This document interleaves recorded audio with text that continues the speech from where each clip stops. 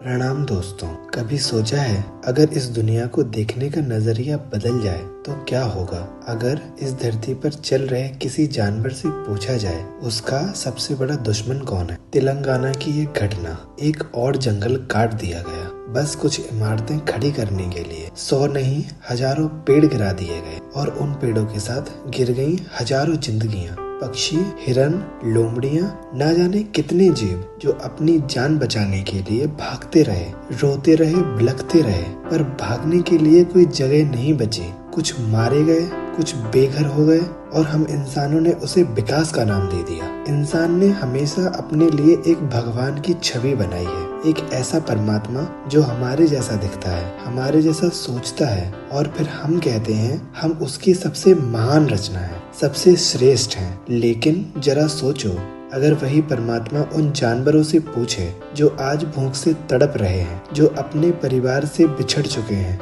उनके घोंसले उजड़ गए हैं, उनके लिए सबसे बड़ा राक्षस कौन है? क्या वे कहेंगे कि इंसान एक अच्छा जीव है? क्या वे कहेंगे कि परमात्मा ने इंसान को सबसे श्रेष्ठ बनाया?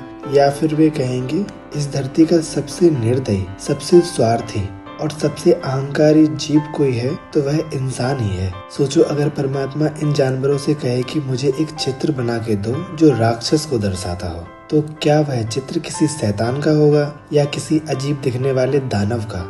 नहीं, वह चित्र इंसान का होगा। हम कहते हैं हम बुद्धिमान हैं, हम विकसित हैं, लेकिन किस कीमत पर? क्या विकास का मतलब केवल इमारतें हैं? क्या तरक्की का मतलब सिर्फ जंगलों का सफाया करना है? हम भूल जाते हैं कि जब आखिरी पेड़ कट जाएंगे, जब आखिरी नदी सूख जाएगी, जब आखिरी पक्षी मर जाएंगे, तब हमें एहसास होगा कि हम अपनी दुनिया खो गए। लेकिन तब बहुत देर हो चुकी होगी। अगर सच में हमें खुद को सर्वश्रेष्ठ साबित करना है तो अपनी ताकत से नहीं बल्कि अपनी करुणा से करें, अपनी बुद्धिमत्ता से नहीं बल्कि अपनी संवेदनशीलता से करें। क्योंकि अगर हम अपनी दुनिया के बाकी जीवों के लिए राक्षस बन जाएंगे तो फिर हम परमात्मा की सर्वश्रेष्ठ रचना नहीं रहेंगे बल्कि सबसे बड़ी भूल कहलाएंगे। अब सवाल यह है, हम क्या बनना चाहते हैं? एक राक्षस या फिर एक विनाशक? एक ईश्वर की सबसे सुंदर रचना या एक ऐसा राक्षस जिसे इतिहास भी याद रखना नहीं चाहेगा?